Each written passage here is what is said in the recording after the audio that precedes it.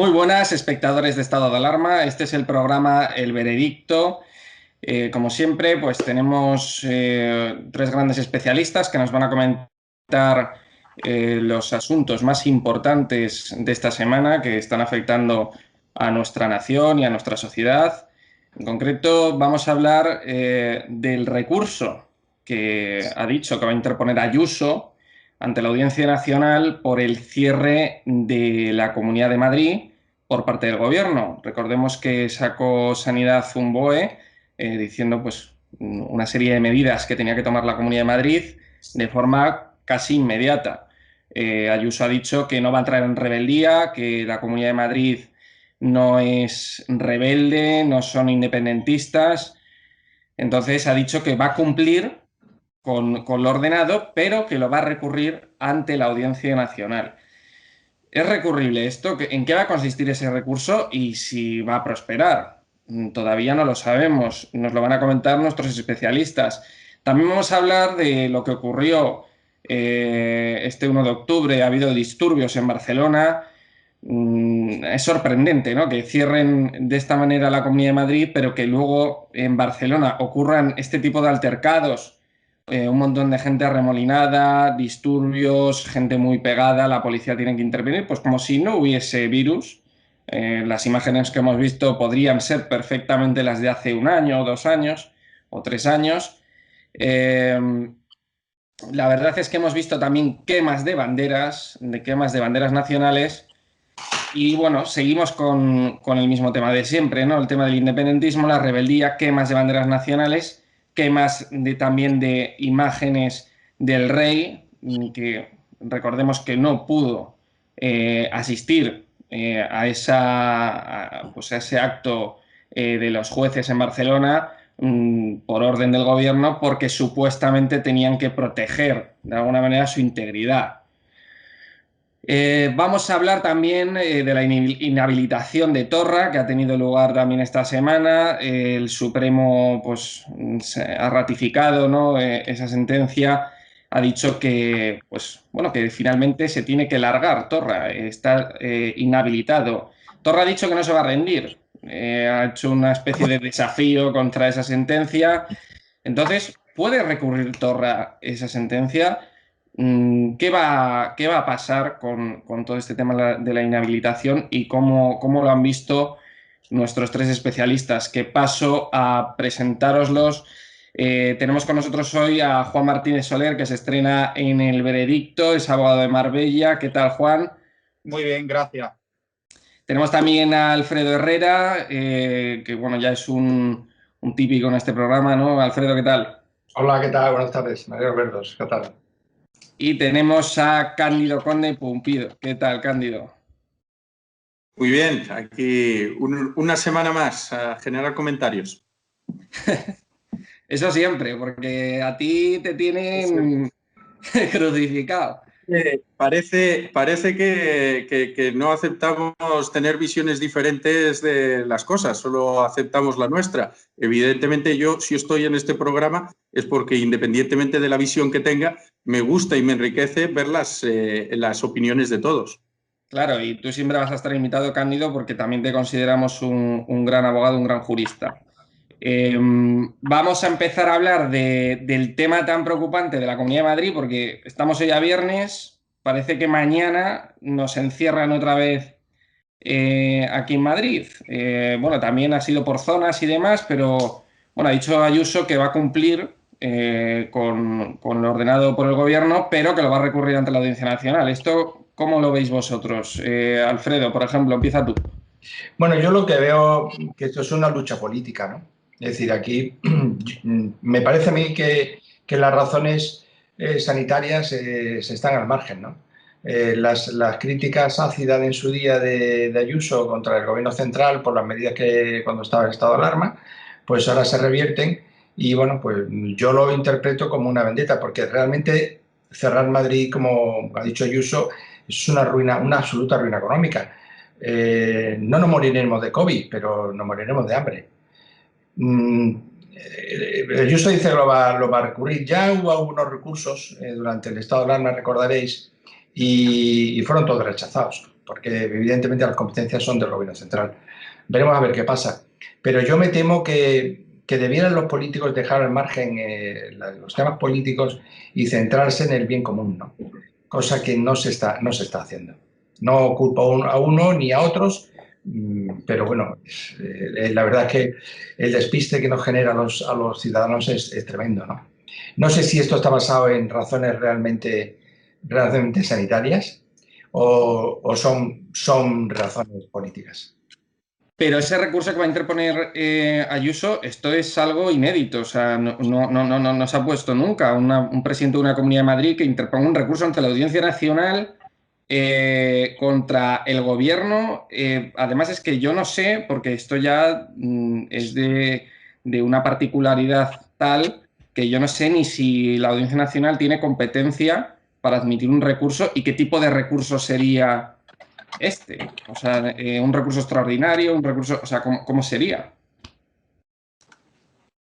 O sea, explicarlo para que lo entiendan los espectadores. Por ejemplo, Cándido, Alfredo. Sí, bueno, vamos a ver. Ya. Sí que se han producido. Es decir, el control de la legalidad de las decisiones adoptadas por el gobierno y publicadas en el BOE se puede realizar, igual que tú te tienes, para ir contra una ley te tienes que ir con 50 diputados al Tribunal Constitucional.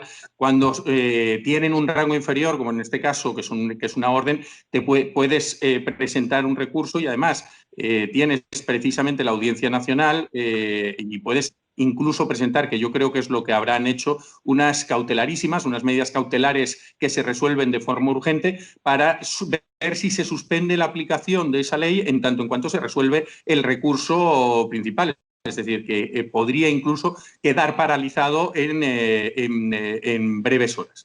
Y esto sí que se hace y sí que se ha hecho en muchas ocasiones. Recordemos que las veces en las que se ha aplicado el 155 o se ha amenazado con aplicar el 155 de forma previa a Cataluña ha sido precisamente con desobediencias de las comunidades autónomas. En este caso estoy recordando una de la Comunidad Autónoma de Canarias, que fue la que hizo que se plantease ese 155. Para, digamos, suplir la falta de cumplimiento o la desobediencia de esas normas. De todas formas, yo, con lo que ha dicho Alfredo en relación a la ruina económica, lo que hay que tener en cuenta es que la seguridad también cotiza la seguridad en sanidad. Es decir, si nosotros tuviéramos seguridad en sanidad, tendríamos turismo. Y como no tenemos seguridad en sanidad, no tenemos turismo. Pero no solo para eso, también para ver si se instauran aquí empresas o no se instauran empresas, si vienen directivos o no vienen directivos de grandes, de multinacionales o de grandes empresas, si se realizan congresos o no se realizan congresos, aparte de lo que ya he dicho del turismo y de la propia sensación de la población que hace que salga o que se autoconfine ella misma. Con lo cual, realmente, la inversión en economía puede ser precisamente hacer un cierre de 15 días y hacer desaparecer el virus, o estrechar ahora la economía para que en el futuro pueda generar. Si no, también hay que decir que lo de aplanar la curva es alargarla también en el tiempo. A lo mejor la técnica de Ayuso de expongámonos todos los primeros, los estudiantes y los niños en los colegios que tienen menos riesgo al virus para generar porque esto hay que pasarlo y al final cuanto antes lo pases, antes volverás a una situación normal, también es otro planteamiento, pero para mí el planteamiento adecuado en estos momentos es la seguridad, y la seguridad se va a producir en el momento en el que tengas un aislamiento. ¿Que eso es una ruina económica? Probablemente menos ruina de la ruina que pueda producir, ya no solo económica, sino social, los miles de muertos. Recordemos que si con un 5% de la población, habiendo pasado el virus, aproximadamente 2 millones de personas, han muerto 50.000, con el resto, con los otros 40 millones, estamos hablando de llegar al millón de fallecidos en esa misma proporción. Pero eso los números no son exactos.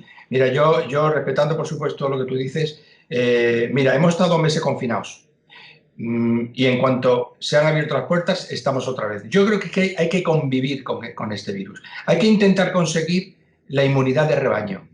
Y la inmunidad de rebaño no se consigue estando encerrados, estando confinados. Mira, la incidencia de mortalidad de este virus no es tan alta. El problema está en el posible colapso hospitalario. Si conseguimos que no haya colapso hospitalario, tenemos que convivir con esto, pero si tú cierras totalmente la economía, porque dices 15 días, en 15 días a lo mejor no se hace nada. Cándido, ¿cuánto va a durar esto? Pues esto igual nos metemos en abril o mayo del año que viene y seguimos igual. Entonces, ¿qué vamos a estar confinados hasta abril o mayo? Ese es el problema. ¿Qué vamos a hacer? ¿Abrir y dejar que fallezcan casi 500.000 personas? No, pero Cándido, ten en cuenta que ese 5%... Teniendo además en cuenta que tienes la vacuna ya ahí. Es decir, si yo me estás vendiendo que para diciembre puedo tener una vacuna, ¿tiene sentido que ahora pasemos todos el virus con riesgo de muerte cuando está menos controlado, cuando tenemos ya un conocimiento, pero no es un tratamiento que lo cure? Para mí sí que sería conveniente.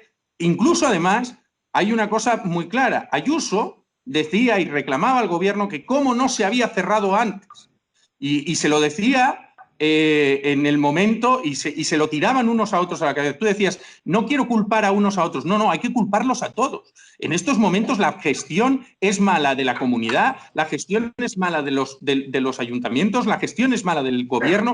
Hay que culparlos a todos porque encima ni siquiera saben hacer lo básico, que es ponerse de acuerdo y tomar una dirección común. Estoy de acuerdo contigo, pero es que se hace mal porque se desconoce. Es que aún no sabemos el virus, si es que no sabemos ni la vía de contagio. Le quería dar la palabra a Juan Martínez, que nos comente un poco qué opina de esto, del recurso que va a interponer Ayuso. ¿Tú en qué crees que consistirán estas medidas cautelares que va a pedir Ayuso? ¿Y cómo crees que será este recurso? Bueno, pues escuchando a mis contertulios, que tienen pues razón en varios puntos, comparto gran parte del pensamiento que aquí han expresado, pero tengo que decir, ya como introito, que la decisión de Ayuso tiene un doble trasfondo, es decir, tiene el trasfondo político y el trasfondo jurídico. ¿En qué sentido? Jurídicamente, el recurso de Ayuso, imagino que irá centrado en que entiende que la economía no puede sufrir un segundo confinamiento, que ahondaré en este aspecto ahora. Porque ya sufrimos uno y las consecuencias han sido pues devastadoras y quizá sea susceptible de conducirnos a una segunda recesión. En calidad de política, tiene legitimidad jurídica para hacerlo, por su cargo político. Pero no olvidemos que estamos en un Estado constitucional donde hay un poder judicial determinado, todos somos justiciables, y ella tiene legitimidad o legitimación como justiciable para interponer el recurso si lo estima conveniente. Entonces, lo que creo que entiende es que se atenta primero contra el derecho fundamental a la movilidad si se lleva a cabo y que por ello, y que entiende también lo que acabo de decir, lo del tema económico, que es donde voy a empezar entrando. Vamos a ver, cuando esto comienza, lo primero que sacan, y de hecho yo en mi columna publiqué una guía sobre las medidas o el Real Decreto en medidas para prevenir el COVID. Y yo me centré, a razón de mi especialidad jurídica, en las medidas con respecto al sector bancario, que dijo, vamos a ver, viviendas habituales, ahora entra un ERTE, si pagas la hipoteca no tienes para comer, etc. Vamos a poner los mecanismos regulatorios que garanticen pues la subsistencia del mercado de crédito hipotecario. Y se hizo y mucha gente lo hizo. Consistió básicamente que se podía pedir una moratoria justificándola documentalmente, que es lo correcto, y hasta que pasara el estado de alarma, con unos plazos, con unos términos, etc. Primer problema, yo creo sinceramente que nuestro sistema bancario no aguanta indefinidamente que se le corte el flujo. Que se le corte el flujo en el sentido de la no percepción de tipos de interés. El continuo aplazamiento. Más que nada porque, bueno, no olvidemos que básicamente el Producto Interior Bruto y a la larga o a un plazo más largo supondría dinamitarlo. Eso por un lado.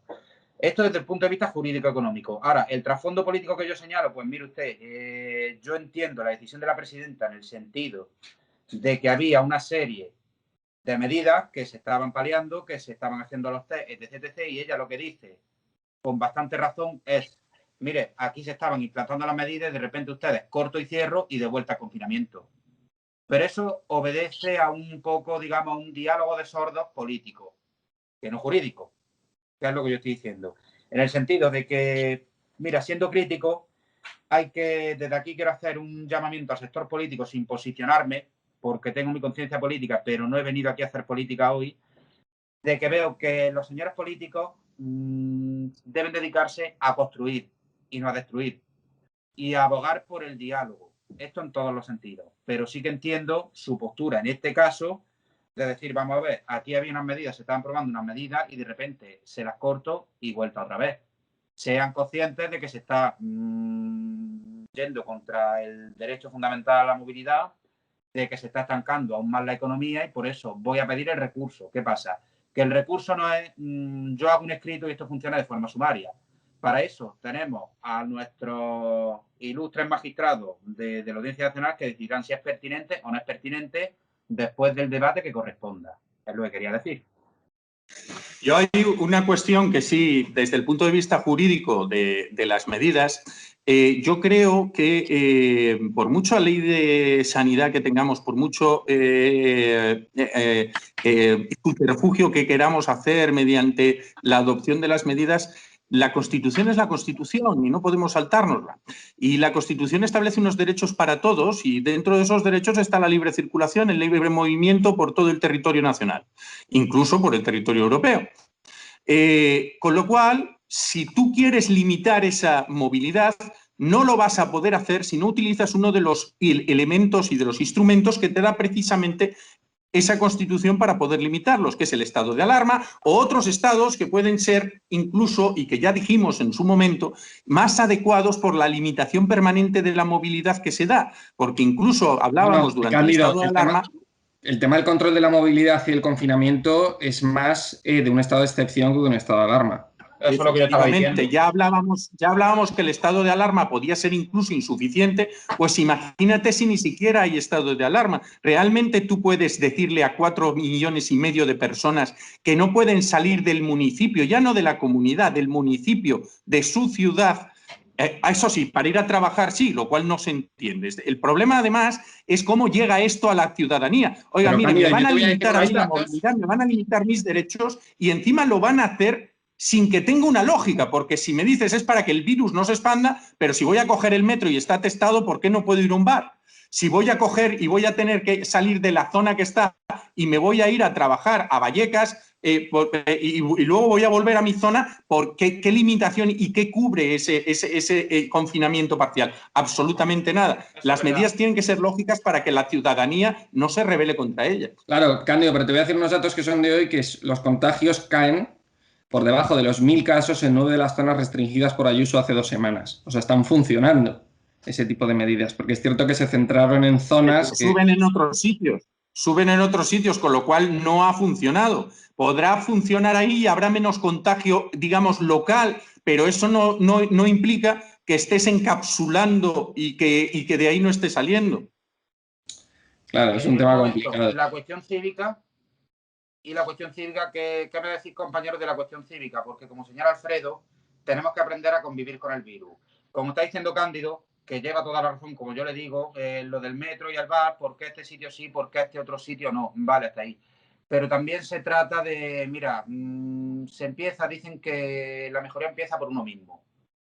Entonces, vale, hemos limitado el acceso al bar, hemos limitado el ocio a la 1 de la madrugada, hemos limitado el aforo, etc.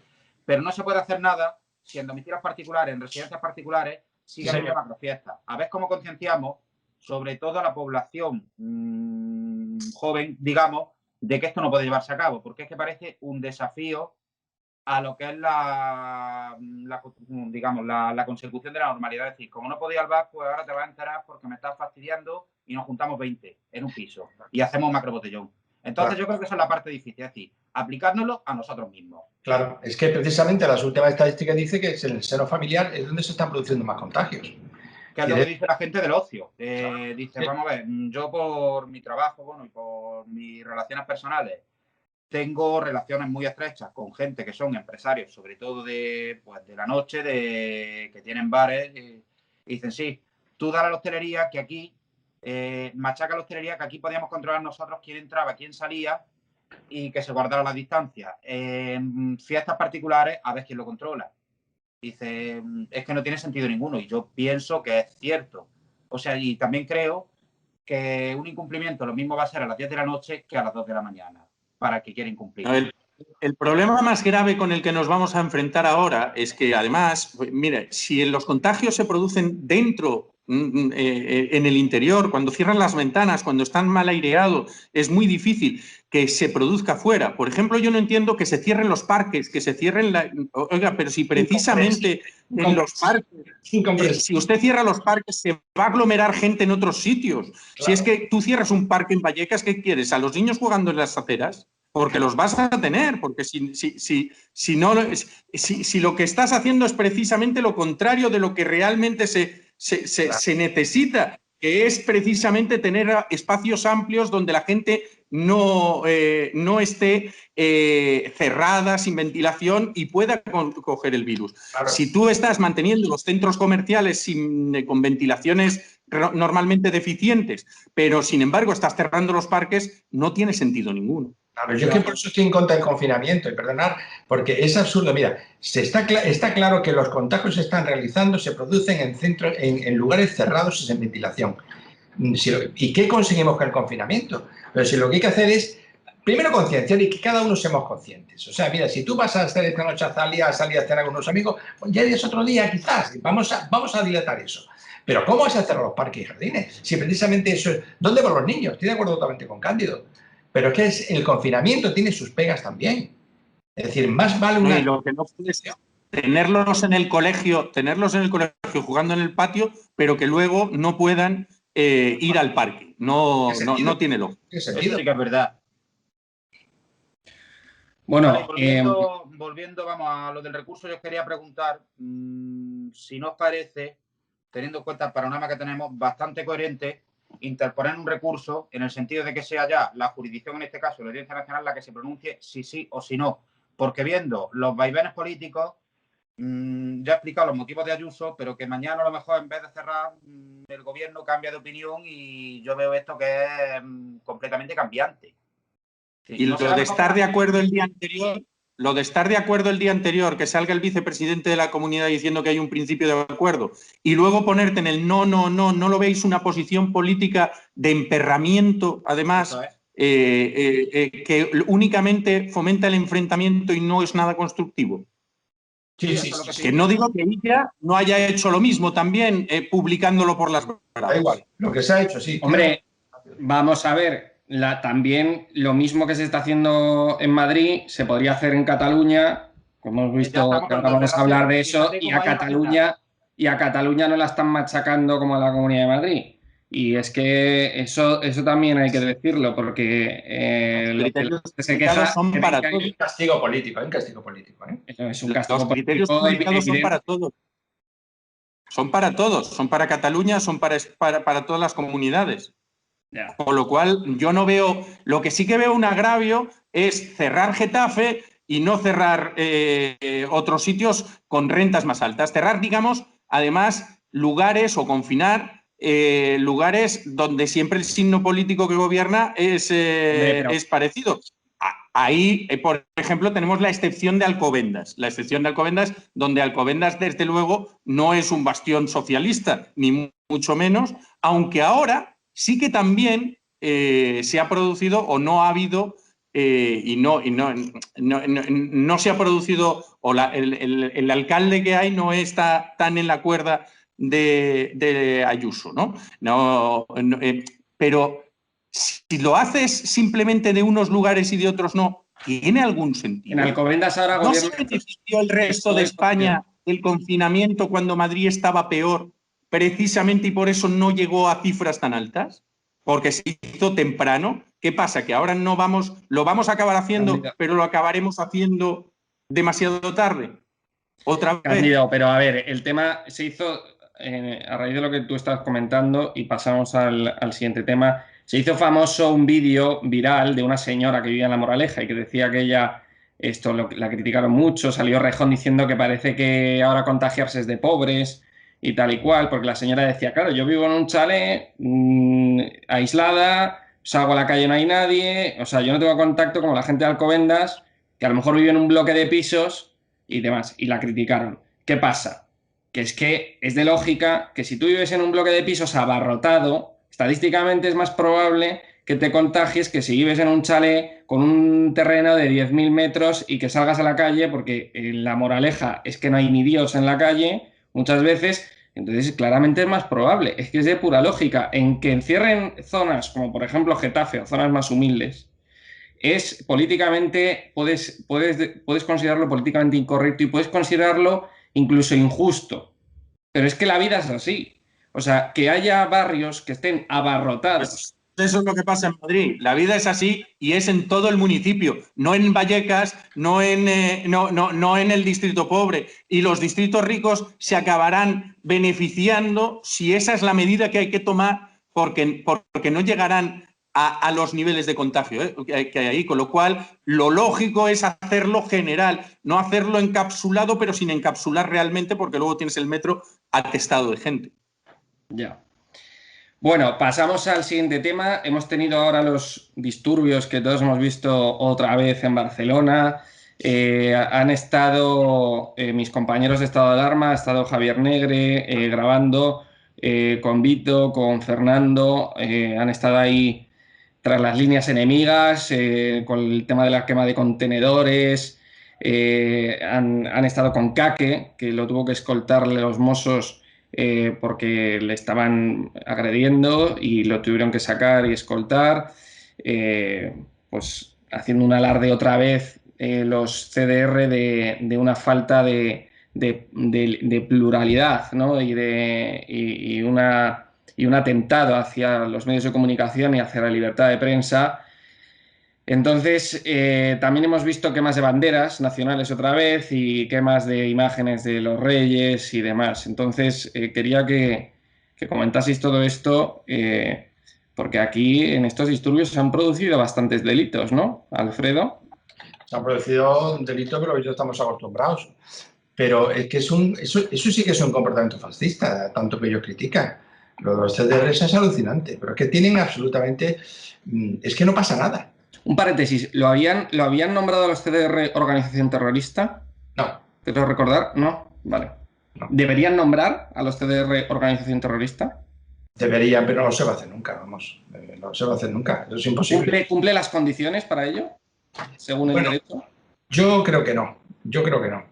Yo creo que no porque no han hecho ningún atentado de carácter terrorista. O sea, hacen altercados callejeros de una enorme gravedad, pero no se puede considerar un grupo terrorista desde mi punto de vista. No.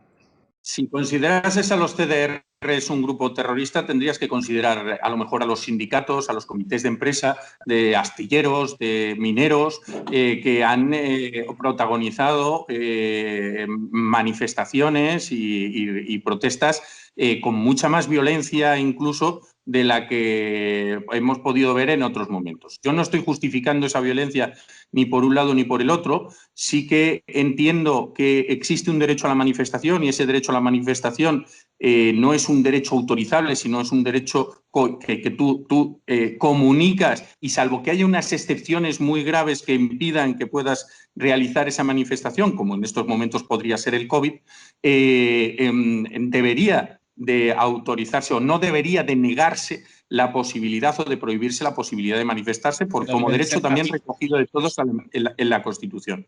Ahora, ese derecho tiene también unos límites, los límites de la propiedad privada, los límites del orden público, tiene otra serie de límites que se están saltando en este caso. También sabemos que las protestas pacíficas de manifestaciones que cortan un ratito la carretera tienen muy poca repercusión y, sin embargo, estos altercados están continuamente, con lo cual es también una forma de publicitar esa manifestación o esa protesta.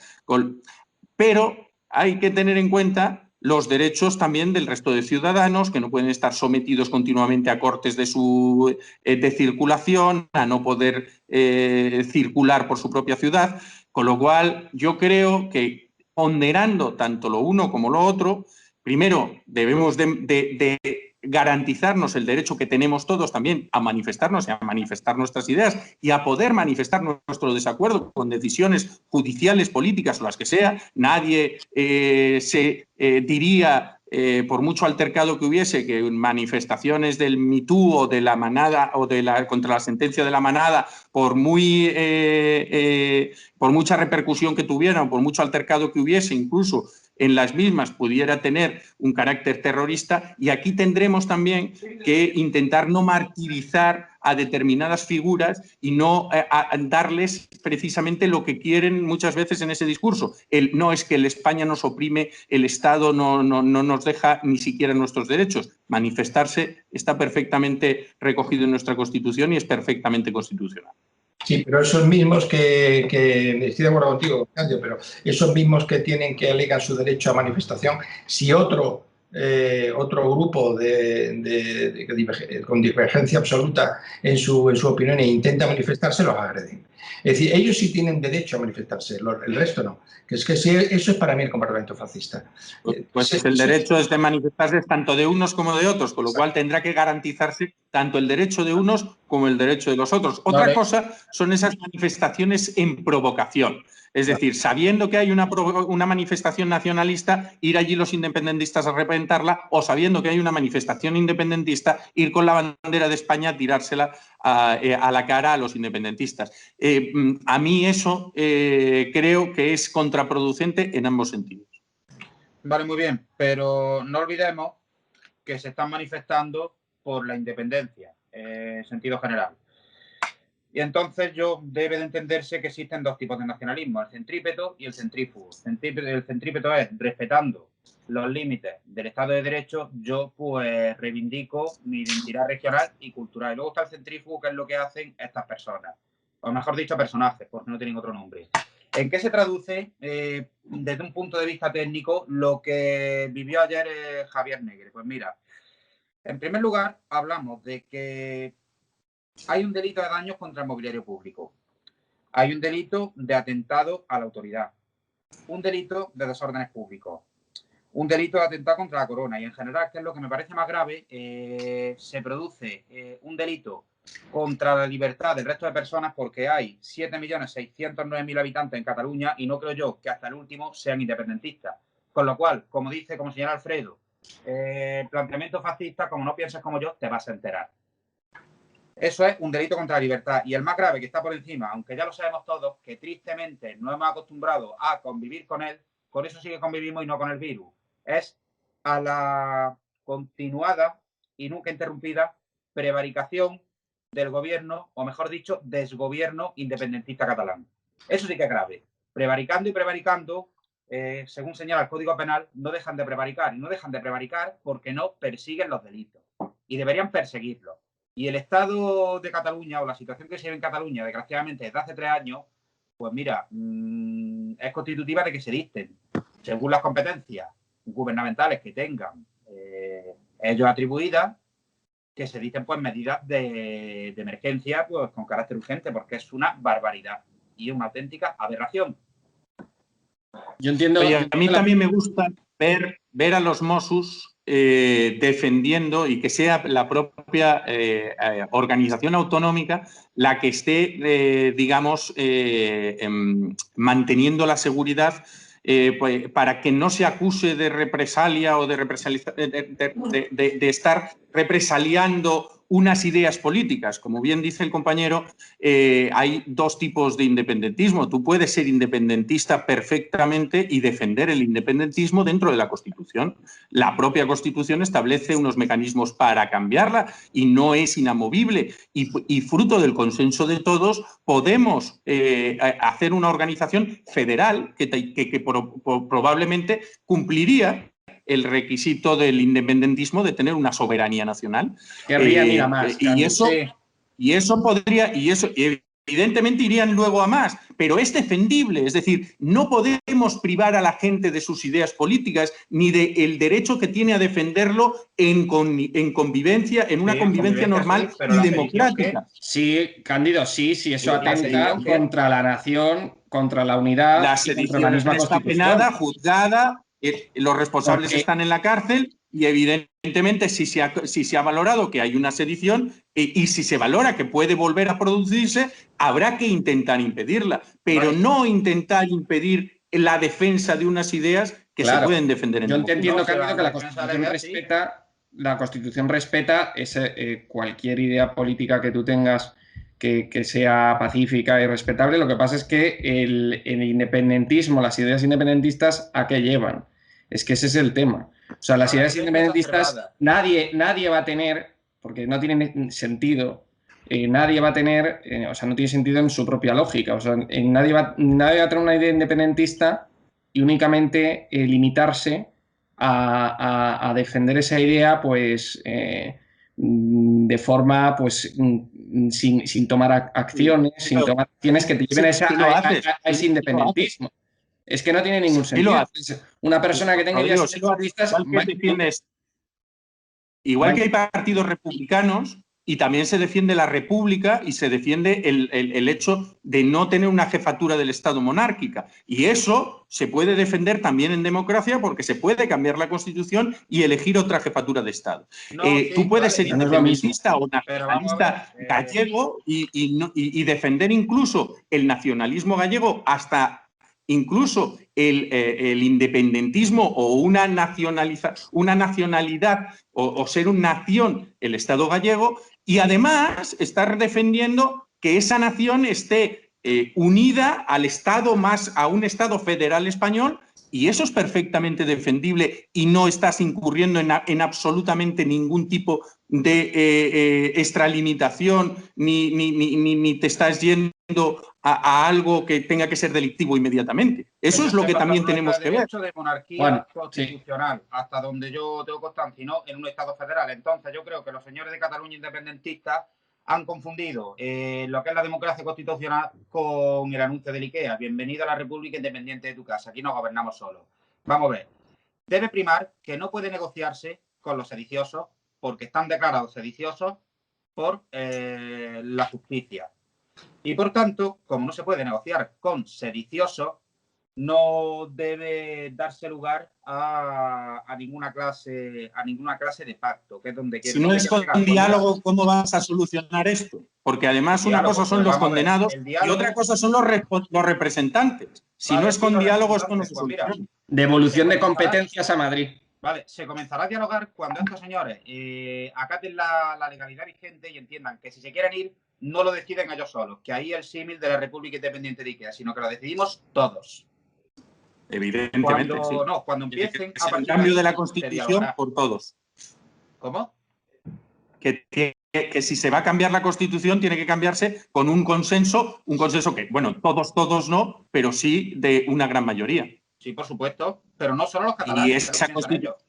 Nos estamos yendo. Efectivamente, en estos momentos te refleja un sistema monárquico, de monarquía parlamentaria, pero si se decidiese entre todos y se ratificase por el pueblo, se podría elegir un sistema republicano sin ningún problema, o un sistema federal. Vamos a volver al tema de los disturbios de la quema de banderas. Juan comentaba antes los delitos que se han producido de desórdenes públicos. ¿Quemar la bandera nacional es un delito? Se entiende que se englobaría dentro de la sedición, pero quemar una foto del rey sí es un atentado reflejado, en el artículo 491 del Código Penal. Se lo ha suelto. Ha habido que resuelven, ¿eh? Sí, yo creo que no, porque efectivamente, primero está la libertad de expresión. Se han intentado meter muchas veces como injurias al rey, como calumnias al rey, se intenta meter, pero es un acto de libertad de expresión. Y ahí también hay que decir que muchas veces se hace más daño con procedimientos que se siguen en defensa de la monarquía, por injurias contra Valtónix o contra el propio... hemos tenido un tema contra el jueves por unas caricaturas. Sabemos muchos los que hemos estado en el mundo del derecho lo que es el animus jocandi y cómo puede llegar eso a... Y todos recordamos aquella tira. Y seguro que si no se hubiesen interpuesto medidas de ningún tipo ni si hubiese habido ninguna condena, habría pasado sin pena ni gloria. Se le dio lo que se llama el efecto Barbara Streisand, se le dio una publicidad excesiva simplemente y muchas veces eso daña más de lo que arregla. Entonces yo entiendo, primero, que no son delictivos, que la libertad de expresión debe de estar por encima muchas veces de todos estos delitos que se intentan hacer de injurias, calumnias al rey y demás. La libertad y que además tiene que estar comprendida dentro del respeto a los demás, ¿no? No, pero además evidentemente, por eso en vez de libertad, evidentemente, de expresión, que es lo que yo estoy diciendo. Sí, pero yo planteo una pregunta. ¿Por qué es delito de odio si haces lo mismo que se hace quemando banderas del rey, que es banderas o una efigie de Pablo Iglesias? ¿Por qué eso es odio y no es delito de odio? ¿Sabes, Alfredo, mi opinión de los delitos de odio? Los delitos de odio son una construcción hecha única y exclusivamente para ir contra el adversario político y además son muy peligrosos y para mí no pueden darse. Y lo primero que hemos visto en este estado de alarma es como se decía que había un delito de odio contra el propio gobierno o contra la población de Torrevieja. Como población, una cosa es que quieras ir contra minorías que puedan estar en un momento dado marginadas y que puedas intentar paliar eso con delitos de odios para que no se produzcan ataques a esos marginados, y otra cosa es que digas que el marginado es la corona o que el marginado es el gobierno. Y que hay que protegerlo. Yo entiendo que no estamos hablando que los delitos de odio sirvan para eso y que deberían de desaparecer además. Te pongo un ejemplo muy reciente. El tipo este de la galería de tiro en Málaga, que puso unas fotografías de algunos personajes públicos y empezó a tirar. Lo han impulsado delito de odio. Una aberración ese delito de odio, o la del tío de Torrevieja, que había dicho que venía a contagiarlos a todos y que llevaba allí desde antes de la declaración del estado de alarma, que encima le ponen unas cautelares consistentes en destierro. Váyase usted de aquí de Torrevieja. Como si Torrevieja además fuese una población necesitada de algún tipo de protección. En cambio, al experto jurista, si tampoco no sabes que eso puede cara a la galería. País Vasco se pone el retrato del rey y empieza a tirarle dardos y en la propia feria. O sea, ¿por qué el delito de odio cuando ponen las fotografías de Pablo Iglesias? A ver, Cándido, rey? ¿Sabes el tema? ¿Es para todo el mundo o no es para nadie? Claro, es lo que dice Alfredo. ¿Sabes el tema? Que tirarle dardos a la cara del rey está bien visto y tirarle dardos a la cara de Pedro Sánchez o de Pablo Iglesias está mal visto. Era tan poco de odio uno como lo otro. A mí me fascina el doble rasero. No puede ser el doble rasero. Aquí la ley tiene que ser igual para todos. Y vamos a dejar... O sea, estos que queman tanto la bandera de España y tal, joder, quema tú una estelada. Joder, que te puede caer, amigo. O sea, te queman la casa, si quemas una estelada. Y no lo puedo entender. Creo que deberías, dentro de la libertad de expresión, deberías de poder tanto quemar una como quemar la otra. Porque entiendo que es un acto de libertad de expresión. Y entiendo que haya otros a los que les ofenda, efectivamente. Que yo queme una estelada, probablemente a Torrán le ofenderá. Pero eso no significa que yo esté cometiendo un delito. Vamos a hablar de la inhabilitación de Torra. Que ahora se ha quedado, pues ya finalmente ya le han echado de su cargo de presidente de la Generalidad. ¿La puede recurrir? O sea, ¿qué puede hacer contra esto? Porque hemos escuchado, bueno, hemos visto en la prensa que... La va a recurrir. Ya se recurrió al Tribunal Supremo, ha sido confirmada por el Tribunal Supremo y la puede recurrir al Tribunal Europeo y agotando primero la vía interna, primero vía al Constitucional, y la puede recurrir perfectamente al Tribunal Europeo. Y te digo que está hecho a propósito porque es el típico tema que luego Europa tiene muy en cuenta, la libertad de expresión, además de un político, ¿vale? Entonces, primero sería recurso de amparo ante el Constitucional y, Sí, si eso cae, al europeo. A Europa, sí. Pero No puede Podría ir precedido de una extraordinario. de nulidad de actuaciones ante el Tribunal Supremo. Juan, ¿Sí? ¿qué opinas tú de este tema, la inhabilitación de Torra? ¿Tú crees que es bueno para Cataluña, para España? Porque Cándido yo creo que no está de acuerdo porque a lo mejor la idea que él tiene es que fomenta más el enfrentamiento, ¿no? Más de lo que ya está. Vamos a ver, la cosa, desde luego, no hay que hacer un lince, ni vamos a descubrir nada nuevo diciendo que está caliente y se va a calentar más. Lo que pasa que yo creo que la sentencia es un ejemplo de manual del triunfo del Estado de Derecho, que es lo que vengo diciendo desde que empezó el debate. Es decir, usted, dentro de sus límites de libertad de expresión, ejerza el límite, pero como político y como representante, sea de donde sea, venga de donde venga, no se olvide de que tiene que dar ejemplo, lo primero, y que su libertad termina donde comienza la de otros, cosa que el señor Torra a ese límite no debe ir con él. Luego, respecto de, analizando la sentencia, ha cometido de forma reiterada, dolosa, inequívoca, inconfundible, delitos de desobediencia y más desobediencia, delito de desobediencia, punto pelota. Entonces, ¿qué quiero decir? Que hay una sentencia, ha recurrido al Tribunal Constitucional, pero mira, desde un punto de vista técnico, si es necesario decir que el recurso ante el Constitucional es un recurso extraordinario.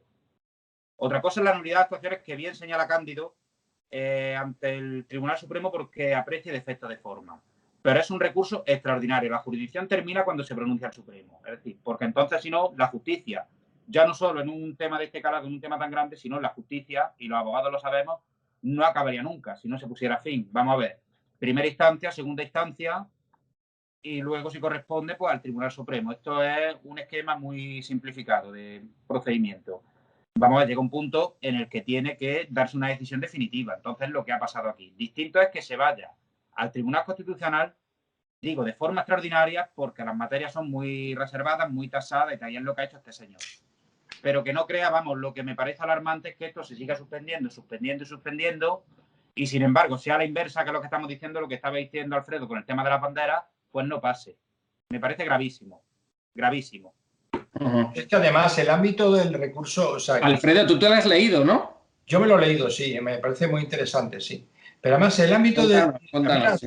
Me parece una construcción magnífica y además aborda todas y cada una de las cuestiones que se le plantea por la defensa. Pero la primera, para mí, la más importante es que no se está enjuiciando la exhibición de determinados símbolos o pancartas de una opción política, ¿no? Sino precisamente la utilización en periodos electorales desobedeciendo lo dispuesto por la Junta Central, que es nada más y nada menos que la prohibición de la utilización con vulneración del principio de neutralidad en periodos electorales. Es que entonces, es que no estamos saltando la norma. Es decir, no se está discutiendo la exhibición o no, la libertad de exhibición de determinados símbolos políticos. Se está discutiendo que durante el periodo electoral, al igual que no se pueden hacer actos políticos de un gobierno que está a un ejercicio, no puede hacer determinados actos políticos y tiene que mantener una neutralidad. Eso es lo que le impide la Junta Electoral Central, que es el organismo adecuado para ello. Es que una cosa clarísima, una norma clarísima. Entonces, si nos saltamos esos, ¿por qué normas nos regimos? O sea, ¿cuáles son las normas que van a determinar la imparcialidad durante el periodo electoral? Es que es lo que aborda el auto del Supremo. No estamos hablando de libertad de expresión. Ese señor tiene toda la libertad de expresión del mundo, pero en periodo electoral no puede hacerlo. Así de sencillo. Cándido, ¿querías decir algo tú?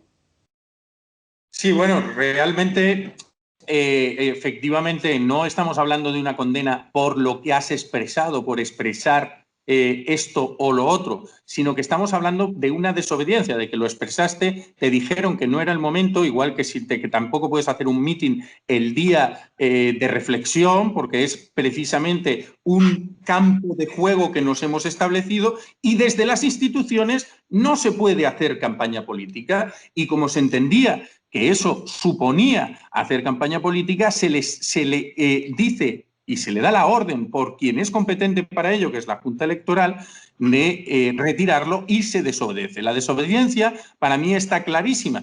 El tema está en si el Tribunal Europeo podría llegar a entender que la reivindicación realizada no afectaba políticamente porque no era pedir el voto para un lado o para otro y que estaba amparada por una libertad de expresión que es fundamental para el ejercicio de la política.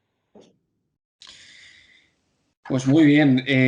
Yo quería hablar de un último tema que también me ha llamado la atención. No lo he anunciado al principio, pero lo he estado hablando antes con Alfredo, y es el tema tan interesante que ha tenido lugar esta semana, ayer, ¿no? Concretamente, que es el tema de los ocupas, de esa ley de los ocupas que el Congreso ha tirado para atrás, una ley que iban a sacar de endurecimiento de penas a los ocupas. Entonces la han tirado para atrás con los votos de PSOE, Podemos, Esquerra Republicana de Cataluña y Bildu. Hombre. Entonces, claro, o sea, parece que estos partidos quieren ocupas, ¿no? Parece, es lo que se da a entender. Sí, o sea, parece que no quieren. Parece que les gustan los ocupas. Sí, Entonces, claro, hay gente que está muy indignada con este tema. Y que ponía Ciudadanos, PP y Vox, que venía, bueno, proponía una serie de medidas para evitar para evitar las ocupaciones ilegales y, en segundo lugar, una actuación más rápida por parte de la policía, y ha sido rechazado. El rechazo por parte de los que se han opuesto es en el sentido de que no existe tal problema de la ocupación porque es mínima porcentualmente al número de viviendas que hay en España, pero de lo que no cabe ninguna duda es que existe una cierta alarma social, eso no lo podemos negar, ¿no? Y todos conocemos, y todos los tres somos abogados, y yo creo que todos debemos tener asuntos precisamente de esa índole, de ocupaciones de viviendas, y ya no de viviendas residenciales, de segunda residencia, sino de primeras viviendas, ¿no? Bueno, aquí se torna la cuestión otra vez al tema político, ¿no? Creo que lo que es una cuestión jurídico-social se torna a un tema de indicaciones políticas. A mí me parece desafortunada ese rechazo a esa propuesta de ley. No sé qué pensarán mis compañeros de tertulia. Juan. Yo, en primer lugar, y de hecho esto me toca muy de cerca con un caso que llevamos en el despacho, un caso que recientemente ha saltado a los medios, que es un hotel en Marbella. Desgraciadamente hubo un siniestro, pero este señor, el señor que hay de inquilino, fue declarado como ocupa, y yo lo que veo es que la normativa de procedimiento de cara a solucionar el tema de los ocupas, pues necesita que se dé una vuelta, porque va cada vez más lenta y luego tiene muchísimas lagunas. Entonces yo lo que veo, no entiendo por qué han echado para atrás, o si lo entiendo. Claro, el tema es que no está de más, ¿no? Nunca está de más tener una ley que proteja más al ciudadano, y nunca está de más una ley que endurezca ese tipo de penas. Mira, que protejan la propiedad privada, ¿no? La ley Pero ¿qué es lo que también hay que proteger el derecho a la vivienda?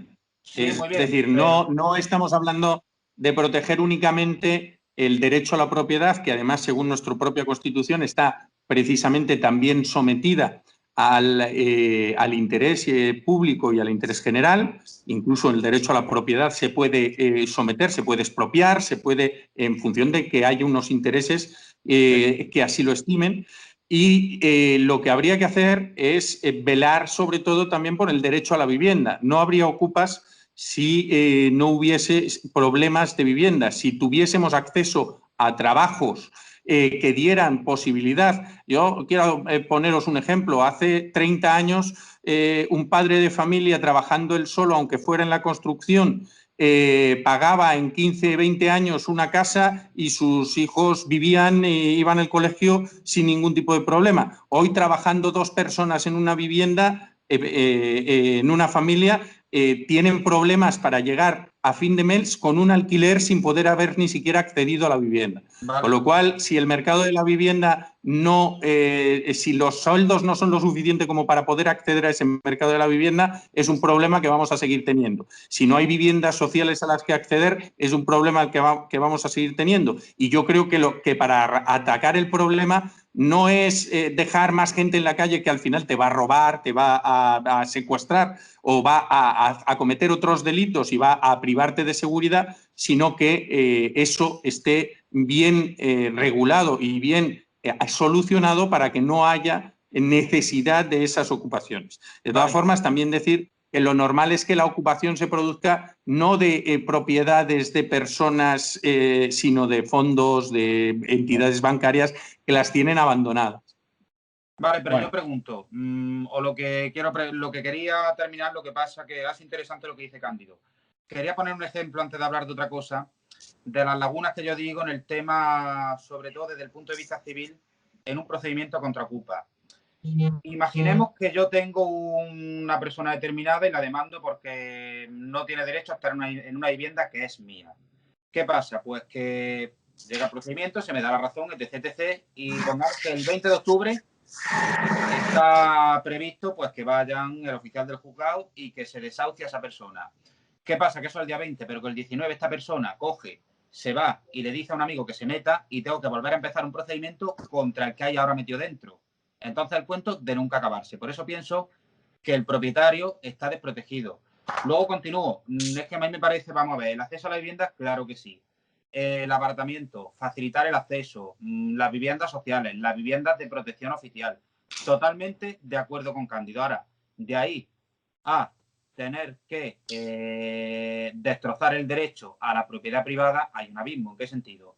Lo que viene diciendo los partidos que se han opuesto es que como este señor de aquí tiene 3, 4 viviendas en propiedad por herencia o porque se lo haya ganado trabajando, como él tiene la suya y tiene 3 más, hay que quitárselas o hay que fomentar que se las ocupen.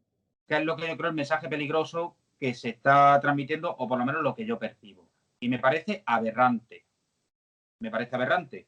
Porque no puede ser que uno trabaje, que uno se esfuerce y lo invierta. Hay gente pues, que lo invierte en otras cosas. Hay gente que le gusta invertir en ladrillo. ¿Qué pasa? Que como yo no estoy o yo tengo mi casa, usted tiene derecho a quitármela. Porque eso es lo que transmiten. Y me parece mal. No, pero lo que también hay que evitar es el fomentar la especulación. En un bien tan necesario como la vivienda, de la que hay escasez, porque no tenemos una vivienda cada uno, no hay 40 millones de viviendas para cada uno de los 40 millones de españoles o 47 millones de viviendas para cada uno, lo que no puedes permitir tampoco es que se sustraigan bienes que son de utilidad del uso habitual. Es decir, yo sí que entendería que se fomentase el alquiler de esas viviendas. Parece que la propia posibilidad de ocupación facilita y hace que se metan en el propio mercado viviendas que de otra forma estarían ahí simplemente aguantando para un momento mejor para venderlas, pero completamente desocupadas y sacadas del uso que deberían de tener. Si hacemos también alguna medida que fomente la seguridad de esos alquileres para que esos propietarios prefieran alquilarlas a tenerlas vacías y así se le dé una utilidad, también estaremos evitando que vacías puedan llegar a ser ocupadas. Pero estamos hablando de viviendas ocupadas por personas que, por ejemplo, ha habido casos de que han hospitalizado a una señora y cuando ha llegado del hospital le han ocupado su vivienda. Tú hablas de la especulación, pero es que también están especulando. Ya hay mafias que se dedican a ocupar y a alquilar. Efectivamente. Y eso hay que pelearlo y hay que luchar contra ello de forma inmediata, porque ya no es una persona que necesita una vivienda y se mete, no, es que hay personas cobrando alquileres por haberte tirado la puerta o haberte enganchado la luz. ¿Tú estás de acuerdo en lo que decía Cándido de fomentar el alquiler en aquellas viviendas que estén vacías, pero que sean propiedad de un particular? A lo mejor tú tienes 4 viviendas. Estoy de acuerdo con la lectura que hace Cándido, que hace una lectura social. Estoy de acuerdo con lo que dice. Efectivamente, es el Estado el que tiene que promover medidas para que se pueda acceder a la vivienda. Pero entonces ahora un propietario no puede tener una vivienda cerrada porque le dé la gana. No, o sea, la tiene que alquilar obligatoriamente. Bueno, Eso es lo que yo no comparto. Claro, es que el Estado se meta en la vida privada ya de todo el mundo. Entonces pasaría más a tener una economía Pero es un bien de intervencionista, utilidad libre pública, comercio. es un bien que tú vas a necesitar y del que hay escasez. ¿Entenderíais que esa misma persona acaparase todo el pan del país o acaparase todo No, tampoco la gasolina del país? No, o que tuviesen acaparado gasolina mientras hay escasez o mascarillas mientras todos las necesitamos. Evidentemente no. Bueno, pues si hay viviendas y hay escasez de viviendas, habrá que esas viviendas vacías hacer por fomentar que no lo estén. Claro, pero esa comparación no es válida. La libertad de propiedad privada.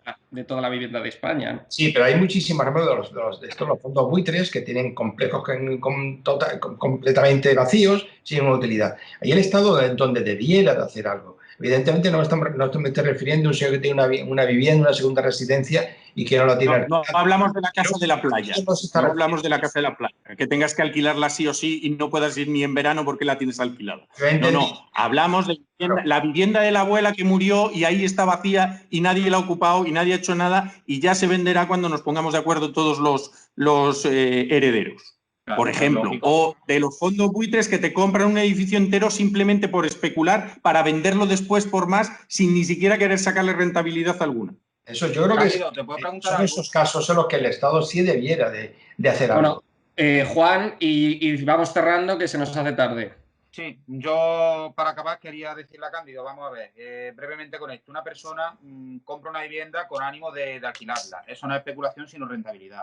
Según la vivienda que compre, pedirá más o menos renta mensual dependiendo de las características de la vivienda, dónde está, cuánto mide, las calidades, etc.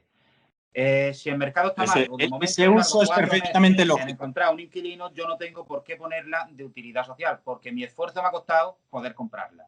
A uno les va mejor, a otro les va peor. Que sí, yo estoy de acuerdo contigo. Pero que tú tardes en conseguir inquilino o no tardes en conseguir inquilino es otra cosa. Ya la estás poniendo en alquiler. Lo que no tiene sentido es que tú compres un edificio al que ni siquiera le vas a sacar rentabilidad, no lo vas a arreglar siquiera para que pueda ser habitable, ¿vale?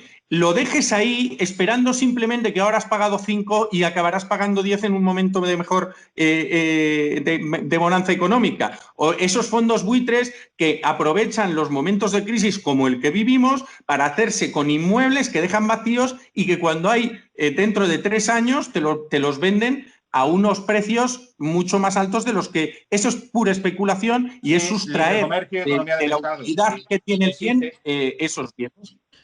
Bueno, vamos a ir cerrando. Muchas gracias a los tres. Juan, espero que hayas estado cómodo en tu primer programa. Sí, hombre, a mí me gustaría, si pudiera ser más veces, porque de luego es manifiestamente interesante. Te volveremos a invitar. Alfredo, muchas gracias y Cándido.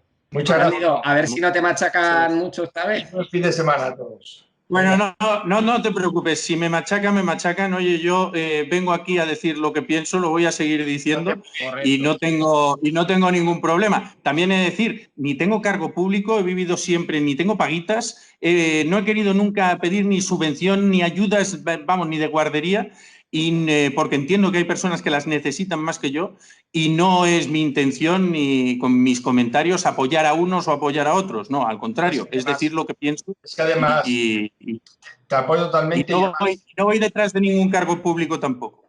Cándido, la discrepancia es enriquecedora dentro de los límites de la educación y del respeto a los demás. La discrepancia es enriquecedora. O sea que... Bueno, pues muchas gracias a los tres y a vosotros, espectadores de Estado de Alarma. Este ha sido el programa El Veredicto. Hemos tenido con nosotros a Juan Martínez, a Alfredo Herrera, a Cándido Conde Pumpido y hemos estado hablando, pues, de unos temas muy interesantes. Hemos hablado del tema del confinamiento de la Comunidad de Madrid. De nuevo, este tema con Ayuso, que parece ser que va a recurrir esas órdenes publicadas en el BOE del gobierno, lo va a recurrir en la Audiencia Nacional, va a pedir medidas cautelares. También hemos estado hablando de los disturbios en Barcelona, la quema de banderas, qué delitos se han podido cometer en estos disturbios. Hemos hablado también de la inhabilitación de Torra. ¿Se puede volver a recurrir? Parece ser que sí, que se puede seguir recurriendo y recurriendo. parece ser que a lo mejor, como decía uno de nuestros tertulianos, pues le puede beneficiar para poderlo recurrir en el futuro en Europa.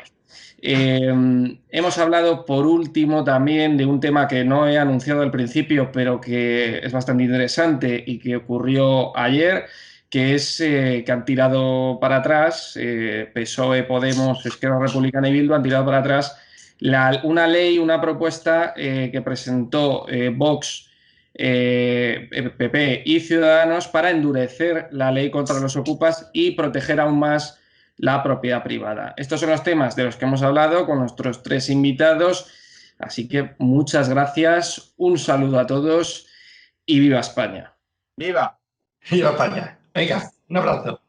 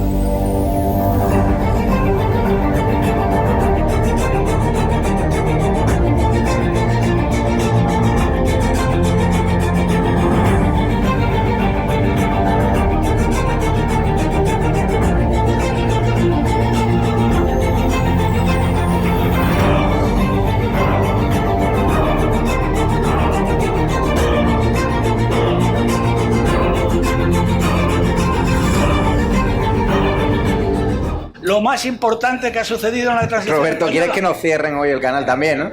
Por lo que veo. Porque... Madre mía.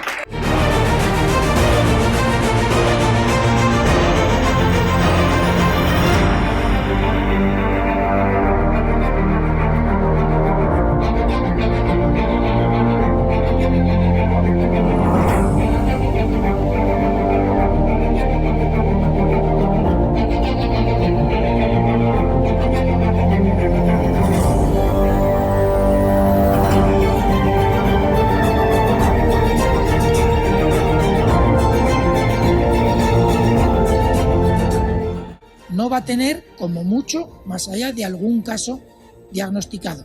Se tratan de test fiables, homologados, y esto es muy importante. Los test no son parados. Hemos derrotado al virus y controlado la pandemia y doblegado la curva. Con Bildu no vamos a pactar. Con Bildu, se lo repito, no vamos a pactar. ¿Qué le va la vida? ¿Qué le va su vida? Las recomendaciones de los expertos, también de los científicos que asesoran al gobierno de España.